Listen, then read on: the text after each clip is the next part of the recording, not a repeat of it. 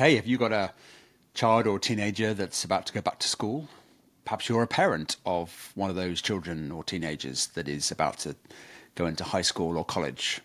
Well, this is a podcast, small series for you to think about the challenges, both mentally and physically, that your child or even yourself could be facing into associated with that return to school.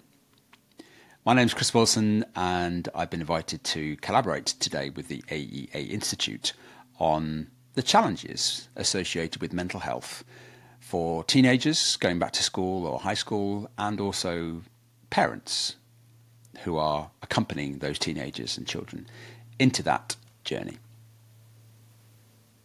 I work in the UK, but also work globally, and I'm really privileged and proud to be offering some insights today, both in terms of my own experience of being a parent, but also working with others to help them navigate the challenges of life as we approach fearful situations involving school and being judged perhaps by our peers and even by our teachers.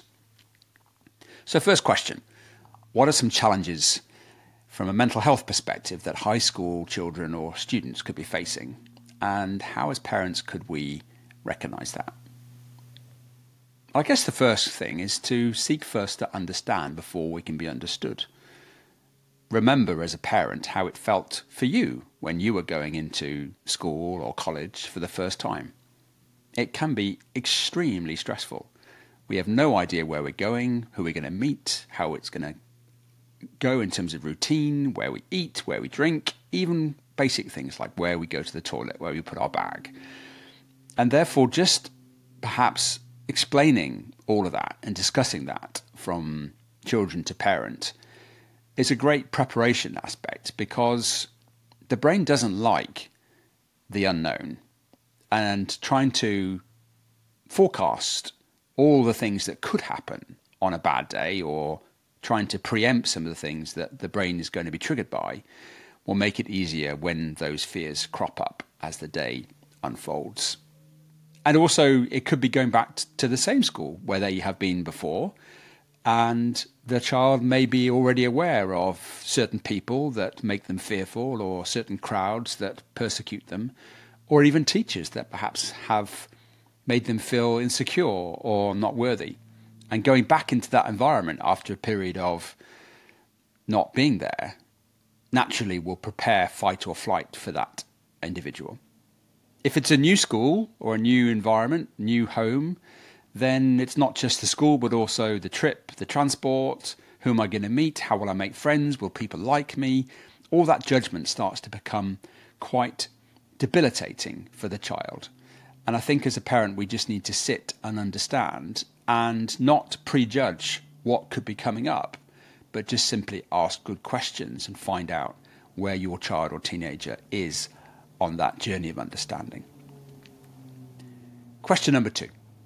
How can parents support their teenagers in managing academic stress and maintaining a healthy school life balance? Maybe what strategies can we encourage and again communicate about mental health? Well, again, this is all about communication. That word is there. How do we communicate? I have a really simple framework of questions that allows the recipient of the question to tell stories and explain better. And it's referred to as the TED framework, whereby we precede the question with tell, explain, or describe. So simply if you said, how was your day today? It will solicit a response perhaps such as fine, okay, meh. But if we said something such as, hey, tell me about something that was good today in your day, it creates a question and an answer that is a lot more elaborate. Or you could say, explain what happened during lunch today. Or if they were feeling a bit bad about the day, hey, describe why you felt that way. Describe how we can make that better for you tomorrow. And that tell, explain, describe framework is a really good way of getting good answers to your questions. And obviously questions have to have open starts. A question such as, did you have a good day today, will solicit a yes or no response. But if we open a question with how, what, when, why, who, it will give you a better answer. Question number 3, social media obviously can significantly impact students' mental health. What advice have you got as a parent to help teens navigate that? Well, really, it's about looking at social media as perhaps an unrepresentative mirror of the world. It's a false reality. Who has ever put up on Facebook or Twitter or TikTok a picture of themselves just saying, hey, this is me sitting down, looking normal, without makeup and not doing anything today? It wouldn't make a good post because people wouldn't react to it. And therefore people over-sensationalize their social media to try to look brilliant, look amazing, look fantastic. But behind that, we never really know, is that authentic or is that reality? And also sometimes people can create a post to make them look as if they are really suffering or really in fear. And they could be doing it just simply to get more likes or clicks or shares. And therefore, I would really encourage your teenagers to have a discussion about what really is authentic social media. And from your perspective, how you act will also determine how your teenagers or children act. And therefore, if your phone is always in your hand over dinner, or your first thing in the morning is about a conversation you've had on your phone, then the example you're setting is that the phone is more important perhaps than the relationships with your own children. So be careful about the signals that you create about your own use of socials. Question: what role does self-care play in a student's mental health and well-being? And how can we as parents encourage teens to prioritize self-care amidst their busy schedules? Well, I've got a really easy framework here to perhaps help, and it's called the SERVE framework. S stands for sleep, E stands for exercise, R stands for relationships, V stands for visualization, and E stands for energy. Sleep is a key component, and your child or teenager will have a different sleep pattern to you. And trying to ensure they get 7 to 8 hours of good quality sleep is really important. And that does mean disconnecting from phones and screen time before they go to sleep to allow the brain to rest. Exercise is vital. Endorphins come from exercise, and if we're exercising outdoors or with others, it adds another sort of triple lock of benefit. If you can exercise with your child or teenager, encourage a walk or a brisk run or just some playful exercise or routines, then again, you're setting the example of excellence. The R is for relationships. Relationships with others is what makes us human, and therefore try to encourage interaction, try to encourage opportunistic meetings with friends, and show how your relationships can be successful and healthy. The V is for visualization. What does success look like? What does good look like?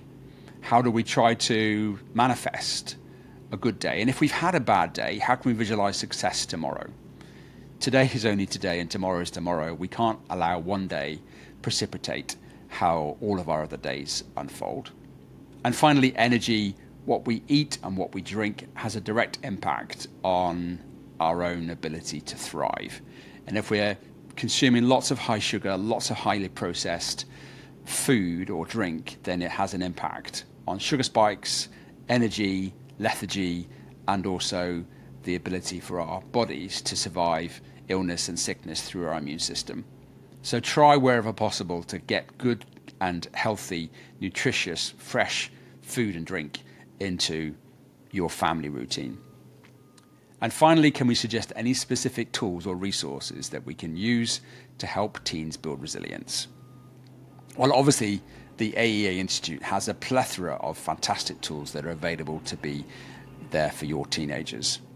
But if not that, a simple aspect of reflection, writing in a journal, perhaps going into apps like Calm or others, just YouTubing 15 minutes of meditation, 10 minutes of reflective thought, breath work. There are so many tools out there that can be used, and again, perhaps be the example to show that when you're using these, it has a positive impact, and therefore perhaps do these routines together. encourage a morning walk, encourage some time out, encourage screen time less and playtime more. I wish you a lot of luck with your journey as they go back to school. Remember, it was a really stressful time for you perhaps, and just being empathetic to that and not necessarily saying this is what you should do, but just sitting and talking about where they're at, and if it's been a bad day, what could one small step look like tomorrow that would make tomorrow a better day? Good luck.